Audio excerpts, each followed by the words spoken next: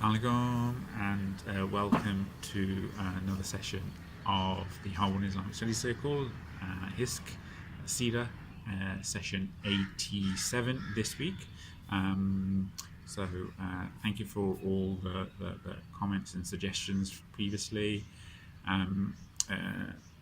So just a very quick recap. We talked about some of the expeditions of the Prophet ﷺ last time, that he sent, some of those that he went on, and a lot of those that he sent out. And all of this is a prelude to the Battle of Badr, which is a very decisive day. So we talked about Hamza probably being sent out on the first mission, and that was Sayf al-Bahr. And then Abu Jahl went back saying that the Muslims are like a very angry, like an angry lion, because we've driven them out of Mecca like insects off the back of a camel. And then Ubaydah bin al-Harith, he was sent a small group of about 60. Hamza had about 30.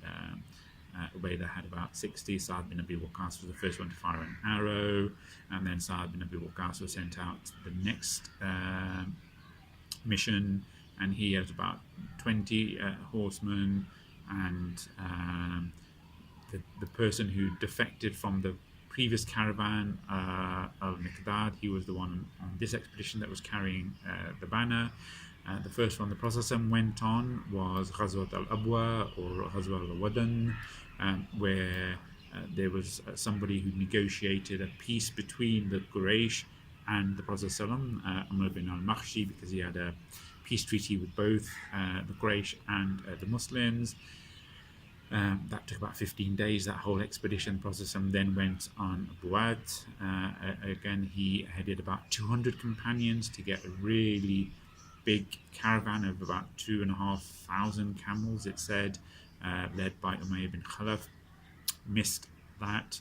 And then there was Prophet headed out chasing a group that had captured some animals and killed one or two herdsmen in the outer precincts of Medina. Someone called Quraish bin Jabir had raided the Muslims, and the Prophet he went out with about 70 of the people from Medina, mainly Muhajir again. And Zayd bin Haritha was in charge of Makkah, and Ali bin Abi Talib had the white banner. But again, they couldn't catch them up. These guys were well ahead of them. And then we talked about Ghazwat al-Ushaira, which the Prophet he went out with, again, about 200 Muslims to intercept the main caravan of the year, Abu Sufyan's caravan. This was the big caravan, and this was laden with a lot of the wealth that the Muslims had left behind as they'd migrated. But on the way up, some of the army of the guards of Abu Sufyan, they'd spotted the Muslims, and so Abu Sufyan was able to redirect his route. And again, the Muslims weren't able to intercept that caravan on the way up. Prophet made a couple of other sort of little peace treaties using that opportunity with a couple of the tribes, Bani Mudlij and Bani Damra. But this was the caravan that the Prophet wanted to intercept, that led to the Battle of Badr on the way back down from Syria once it had done its trade. So today, inshallah, so that's the backdrop. So the Prophet, he's learning from these expeditions. He's got more reconnaissance, he's got more intelligence. He's trying to militarily think one or two steps ahead. So the next important one is the Siraiyah led by Abdullah bin Jahsh. And this was the Siraiyah of Nakhlah. And Abdullah bin Jahsh, he was ahead of a small group of Muhajir, handpicked by the Prophet ﷺ. He was put in charge, and Abdullah bin Jahsh was given a letter by the Prophet ﷺ, and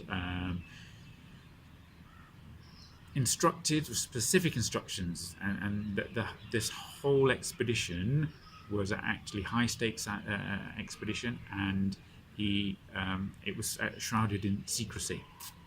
So he was told by the Prophet to go to such and such a place, and this place was between Mecca and Taif. Okay, and it was said you need to reach the place and then read this letter after 2 days. So a lot of trust involved from Abdullah bin Jahsh and the people in his group. They didn't know the nature of the mission. They didn't know the objectives. They didn't know what they were supposed to do. All they knew that they were given instructions that when they reach this place, they need to read this letter and then follow what's been written, the instructions there. So again, the true mission, the true purpose of the mission rather, was being kept even from the leader of the group. Okay, so they had to go to this place called Nakhlah, which is between Mecca and Taif. Now again, looking at the geography, you've got Mecca and Taif, and then to the north of that you have Medina and the trade routes up there. So here you've got the Prophet sending Abdullah bin Jahsh deep into enemy territory. Prior to that, all of the expeditions, all of the encounters have been in the surrounding areas around Medina. This is now deep in hostile territory. Okay, so here the object of the expedition was a caravan that has had lots of dried fruit, raisins, grapes, dates, etc. Lots of other foodstuffs and commodities, and it was headed by some of the, again, nobles, such as Amr bin al-Hadrami, Uthman and Nufail, sons of Abdullah ibn Jahsh. So again, quite a prominent caravan, but very lightly guarded. And this was part of the Prophet's plan, was to take the Quraish off guard. They would not be expecting a raid on a big caravan on the other side of Mecca. This, so it was to basically ratchet up the stakes, to make the Quraysh feel that basically nothing is safe now, the way that the Muslims were made to feel when they were in Mecca. Now the Prophet wants to tighten the screws on the Quraysh and their trade routes. So the instructions that Abdullah bin Jahsh had was to go to this place and then open the letter in front of his group, and then read the letter, and then get them to decide what to do. So this was a voluntary Siraiyah, because it was so risky. But on the sort of the morning when they were supposed to read the letter, after the 2 days, two of the Muslims, they'd lost their camel, and obviously the camel was very precious, and they weren't that rich in themselves, and this reconnaissance mission again was such that there was just a small group of them. So two of them had lost their camel, so they then decided to look for their camel, and then the rest of the party would go on and do what they had to do. So Abdullah bin Jahsh, he said that he reads the letter, and he goes, it's recorded that he says something like, whoever wants shahada, whoever wants to be martyred and is eager to meet Allah, then let him come with me. If you decide not to, then you are free to return home, and there will be no blame on you. And this was a completely, as we said, voluntary on all of the group.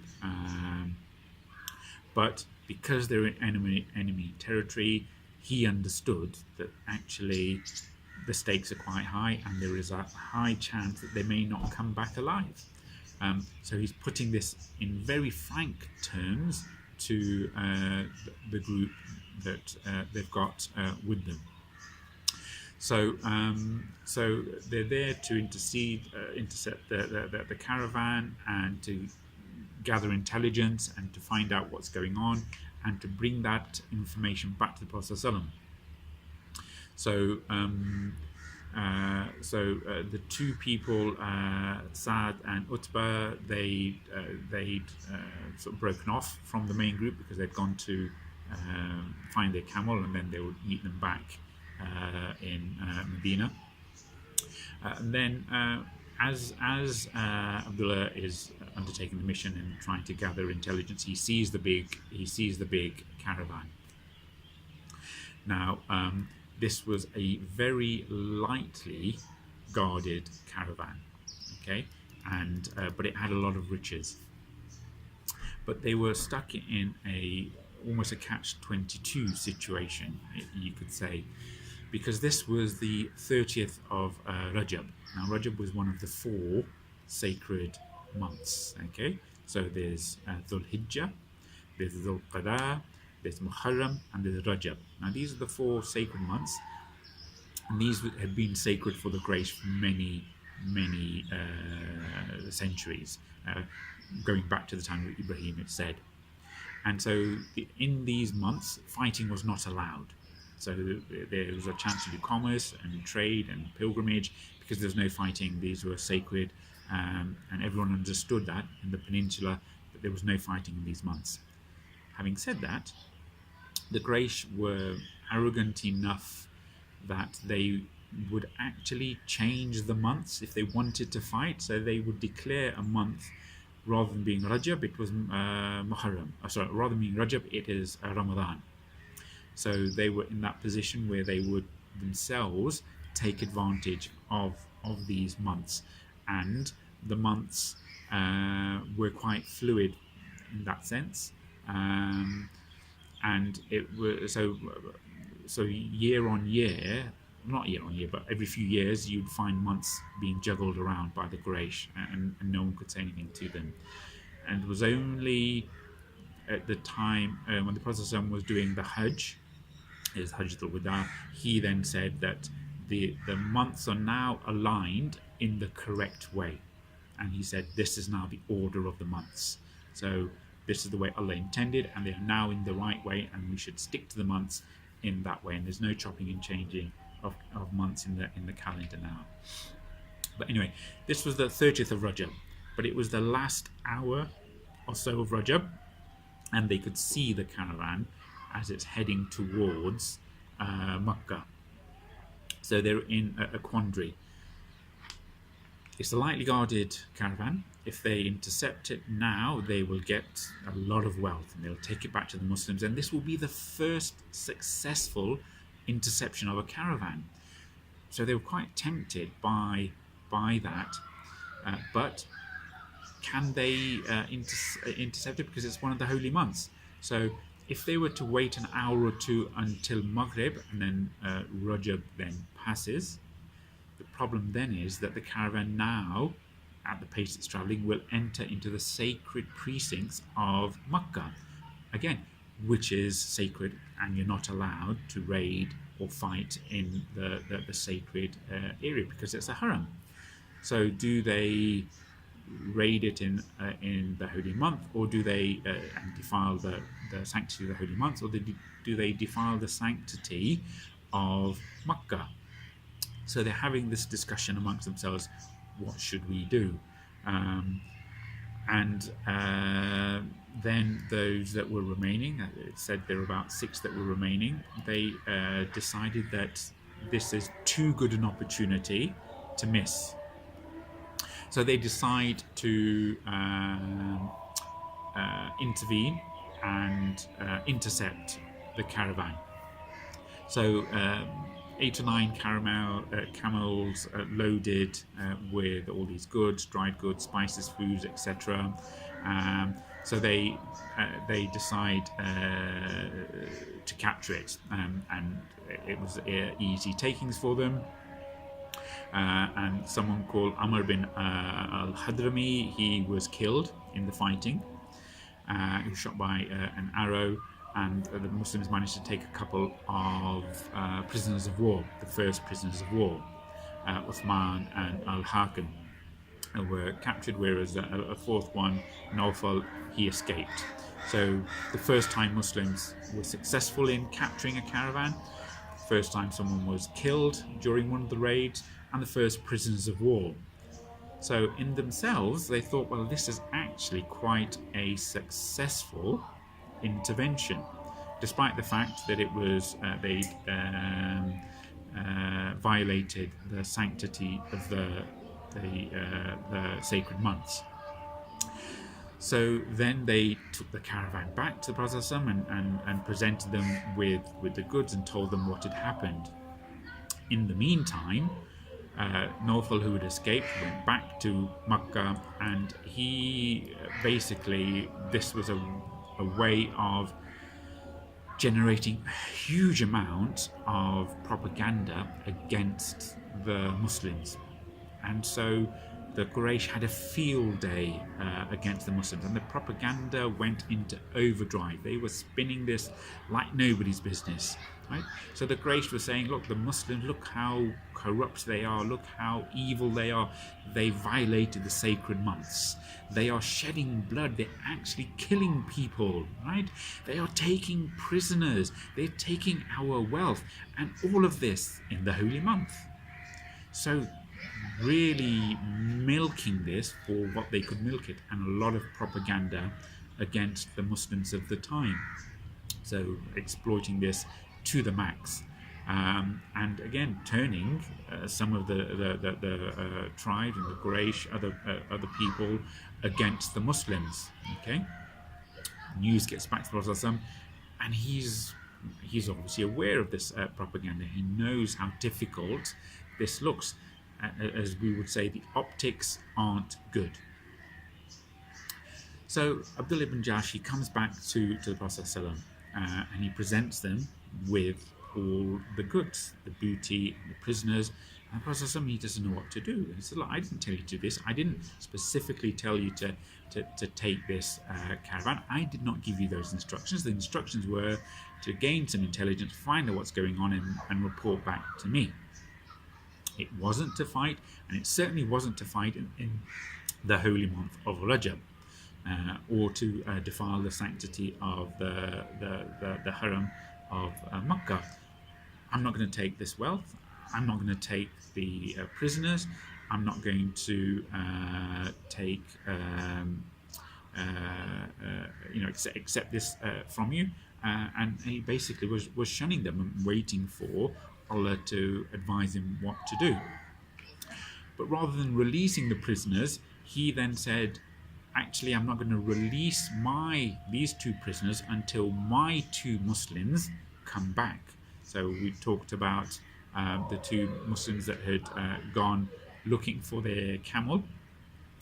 Because they hadn't already returned to Medina, there was a distinct possibility that they had been, in a tit-for-tat way, captured by the Quraysh. So the Prophet says, okay, until I get my two Muslims safe and back with me, I'm not going to hand over these Muslims. And then he's having to think about paying the blood money for Hadrami, who was killed. So this is potentially a complete disaster for the Muslims, and that's the way the Prophet is until he gets revelation that he doesn't know what to do.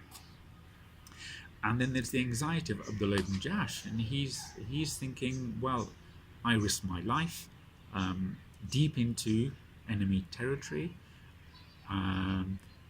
We followed your instructions, although you didn't specifically tell us to this. We didn't go against your instructions.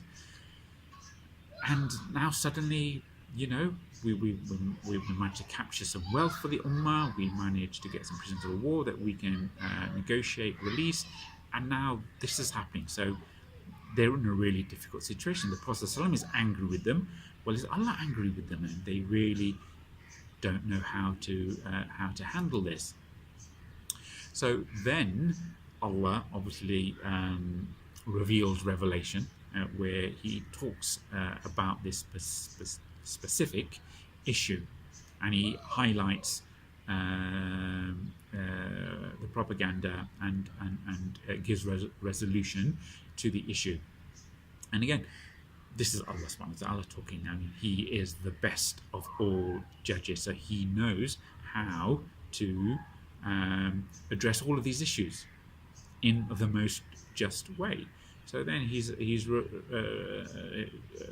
sending revelation in Surah Al-Baqarah, verse 217, related to this in translation, where he's addressing the Prophet. He goes, so they ask you about fighting in the sacred months.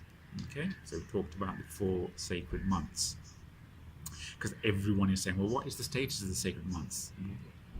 We used to observe them in times of old because we thought this was the religion of Ibrahim. Are they now defunct? Do we not need to, keep them sacred anymore? What is it? And Prophet, he has to wait for revelation. So Allah says, so they're asking you about the sacred months. Say, fighting therein is a great transgressional sin. So basically starts off by saying, well, actually these hitherto were sacred, and this was the law that you were observing, and it was a law that was sanctified, and you should not have done it because you broke at the time the law of the time that these were sacred months. So by violating the sacred months, you had indeed transgressed the bounds. So that was the first thing. So obviously Abdullah bin Jahsh, when he may have heard this first snippet of the verse, his heart would have sank, and the Sahabi, their hearts would have sank when they heard the first bit of this. They ask you concerning fighting in the sacred months. Say, fighting therein is a great transgression. But then Allah subhanahu wa ta'ala, he qualifies this. He puts things into context. But a greater transgression with Allah is to prevent mankind from following the way of Allah, and is to disbelieve in Him, in disbelieving in Allah, and is to prevent access to Masjid al-Haram, Mecca, and to drive out its inhabitants, the people who did the hijrah. And al-Fitnah is worse than killing. So all of this, the scholar said, all of these things, they are a fitnah. Okay, so this fitnah, right, is worse than the killing that was done in the sacred months. So Allah's putting a context. So yeah, at the time, the law was you shouldn't fight. But who are you as Quraish to say what is good and bad? What you do is far worse. So put these into context. What you've been doing, not just over the past few months, but the past few years and decade, is far worse. You, the greater sin in the eyes of Allah, is to prevent people from worshipping Allah, following the path of Allah, which they have been doing to the max. It's to disbelieve in Allah and not associate, obviously not associating any other idols with Him, but that is disbelieving in Allah. To prevent people from going to the Kaaba, from the Masjid al-Haram, and then driving out the abids, the worshippers of Allah, out of Makkah. This is worse than killing. So this put everything to bed. Okay, this was the ultimate judgment, right? So how can the Quraysh be in their high and mighty on their high and mighty horses when what they're doing is far worse? They're stealing the wealth of the Muslims. They were torturing and killing the Muslims. They were driving them out. They were preventing them from worshipping Allah. They were preventing the Muslims from reading the Qur'an in public. Okay? All of the things that they'd been doing for these years and plotting actively against the Muslims, how can you compare all of these things? Okay? And again, this was nothing. This was what Abdullah ibn Jahsh did.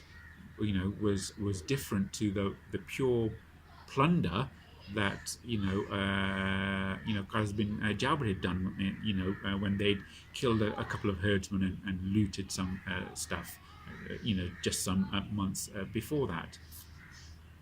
So everything's clarified. So then, when Prophet received that revelation, now he can keep the booty, he keeps the wealth. And before that, there was no rulings on what to do with the spoils of war. This is a new situation.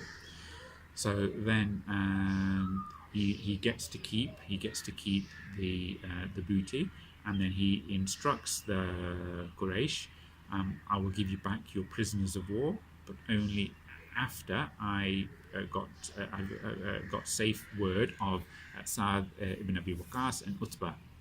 Return them back, and then we'll do a prisoner exchange. But you will need to. But when Sa'd and Utbah came back, because they'd found their camel and they weren't aware of all of this, then the Prophet said, okay, fine. Rather than a prisoner swap, you can buy back the prisoners of war. You need to pay a ransom in order to get them back.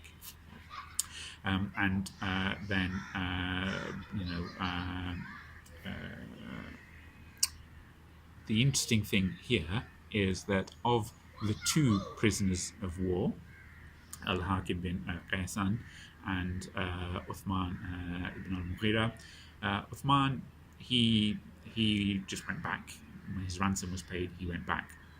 Whereas Al-Hakim, what he did was, obviously he was impressed with the Muslims and the life in Medina, compared it to Mecca, compared what the Muslims were doing and believing, and their morals and their etiquettes and everything, and then he became a Muslim. But he became a sort of a secret Muslim. He waited until the ransom was paid, so the Muslims took the ransom. Then he went on his way back with the family who paid his ransom. Then he converted to Islam publicly, and then he left his family and he went back to the Muslims. So Al-Hakim, he became a Muslim, ensured that the Bayt al-Mal was increased with his ransom, and then he fought alongside the Muslims, and he died as a martyr, shaheed, later on. So this whole episode, sort of just finishing off in a few minutes, this Siraiyah of Nakhlah, led by Abdullah ibn Jahsh, again, groundbreaking for all the reasons that we've talked about. But there are a lot of lessons that we can learn from this Siraiyah. And again, this is the main one, sort of leading up to Badr. So some of the lessons that we learn is how Allah is better than anyone at judging, and how He puts things into context. I'll be, as I say, finishing soon because I need to pray my Maghrib, but just to briefly finish, how Allah puts things into perspective by saying that what the Quraysh were doing against the Muslims was far worse than what the Muslims did. Averting people from the path of Allah, disbelieving in Allah, preventing access to Masjid al-Haram, and expelling the people. These were unheard of things. This is how we should put things into perspective. So don't take things at face value. You analyze things in broader context, and that's what we should be doing as Muslims. Even as the non-Muslims, they may try to put accusations that the early Muslims were just bandits, highway robbers. They were just targeting the caravans. They got rich off the spoils of banditry. But if you look at what the Prophet was doing, he wasn't sending out expeditions haphazardly. These were purposeful, targeted expeditions, and these were against specifically and only exclusively, the Quraysh.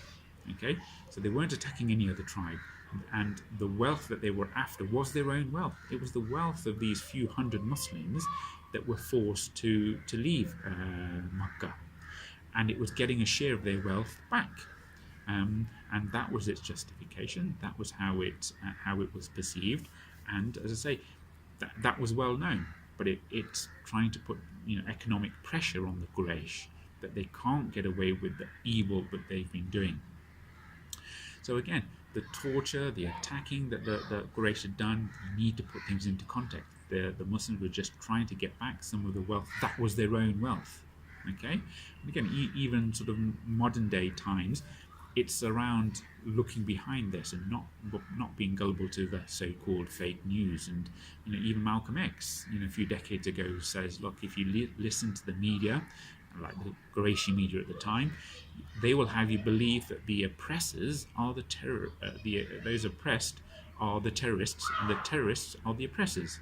Okay, and so basically saying that don't just look at the reactions, look at the broader context of things. Now, there are a lot of Muslims that do bad things nowadays, not trying to justify the bad things that Muslims do, and undoubtedly they do good things, and undoubtedly lots of Muslims do bad things. But we need to put things into context, okay? And not like the enemies of Allah, just spinning things out of context and blowing things out of proportion, okay? And accusing every Muslim of being a terrorist and using every opportunity to knock down the Muslims. And again, a lot of the oppression that we see even nowadays, and a lot of the bad things that Muslims do, again, it's not justification, is as a reaction to what is going on and the frustrations that Muslims feel. And the millions and millions of Muslim lives that have been adversely affected by wars and aggression and evil that's around. So we need to put things into perspective, not to be gullible, naive, and believe whatever the media say. Another couple of lessons, final lessons, is that the Prophet ﷺ took great care of the Muslims. He knew that this was a dangerous mission, and he kept it secret, and sent the letter with Abdullah ibn Jahsh and made it voluntary, so there was no compulsion on people to follow the instructions. Okay, and he cared for the two Muslims that had gone away, Sa'd and Utbah, and he wouldn't do the prisoner swap until he knew that his people were safe. Okay, and again, we find that these expeditions, they're part of this broader strategy of the Muslims posturing, of being aggressive towards the Quraysh, of being oppressing towards them, of using these as an opportunity to spread Islam, to make peace treaties, to expand the state, win over the hearts and minds of the surrounding tribes. That was all potentially being undone by this the latest mission, but then Allah puts that into context. Okay. So, and the other thing that we find from these expeditions, the Ghazwa and the Siraiyah, there's no big conflict that happens at this stage, but these early expeditions are a way of training the Muslims. It's getting them to learn the methods of stealth, of reconnaissance, of ambush, lets them get to know the surrounding areas, the tribes around them, the people, the habits, and forge bonds between them. So you can see that, and even the people who are traveling together, it's a way that they increase their bonds, whether they're just the Sahabi or whether they're going with the Prophet ﷺ, and he's there, he's talking to them, he's educating them, he's living with them, amongst them. So it's a way that they're all bonding together. So there's a lot of benefit from all of these little expeditions. Okay, so and again, this particular Siraiyah, it shows to the Quraysh that nowhere is safe. It's not that it's all the trade routes they need to be concerned about. Okay, so that's essentially what I wanted to talk about today. Is that, and then next time, inshallah, we will do the instances directly leading up to the Battle of Badr. So this is going back to Ghazwa al-Ushayra, Abu Sufyan's caravan, who's gone up to Syria in the meantime, has done the trade. Now it's moving back towards Mecca, laden with a lot of wealth. And this is the wealth of the Muslims. Most of the things that were on Abu Sufyan's caravan were directly the wealth of the Muslims who had done the hijrah. So all of that wealth had been confiscated by the Quraysh, and that confiscated wealth was being sent up to Syria to trade and bring back the products of that trade and enrich the Quraysh. So the Muslims had a keen interest in intercepting that particular caravan, because that was their wealth, it was their money, it should have been theirs. And if the Quraysh hadn't been so arrogant and oppressive and evil, they would have been allowed to take as much of that wealth as possible and invest it in Medina, in a new life, in a new world, and setting themselves up. But because of the evil that the Quraysh had done, they weren't able to do that. So the Muslims saw Abu Sufyan's caravan as rightfully theirs. And again, you see that when the Muslims got word that the caravan was on its way down, the Prophet instantly says, right, we need to, whoever is with me now, that's it, there's no waiting around, we get up, we go, we move now. If your camel or your horse is on the other side of Medina, it's no good to us. Whoever's with me now, whoever's in my group, we go now, straight away. So they packed lightly, because they thought at least with 200-300 of them they can intercept that caravan and catch Abu Sufyan off guard, okay, and bring that wealth back, okay. And this time they're not going to get outwitted. They've got people along the way, they know where to intervene, and they'll intercept them probably at Badr. But they Prophet hadn't known that Abu Sufyan was aware that on the way up they were spotted, so he would take evasive action on the way back, which is what he did, okay. And Allah talks about this in the Qur'an, where he said the Muslims actually, when they went out for Badr, there was one of two things that they could have had. There was either all-out war, or it was intercepting the caravan and the wealth. And Allah knows deep down inside the hearts of the Muslims, they wanted the wealth. They weren't prepared for all-out war, but Allah is the best of all planners, and He manufactured the situation, Qadr Allah, such that this would be the day of Furqan. So next time, inshallah, we'll talk about that. We'll talk about the story of the dream of Atika, and we'll talk about Al-Abbas and keeping secrets, and how all of that creates confusion and creates a sense of anxiety in Mecca that unsettles some of the people, and is an omen to this auspicious day that as Muslims see it. So I'll finish there, inshallah, and catch up inshallah next time. So Bismillahir-Rahmanir-Rahim. والعصر إن الإنسان لفي خسر إلا الذين آمنوا وعملوا الصالحات وتواصوا بالحق وتواصوا بالصبر. And as I say, if you've got any questions, comments, or suggestions, do WhatsApp, email, Facebook, and inshallah catch up soon. Assalamu alaikum.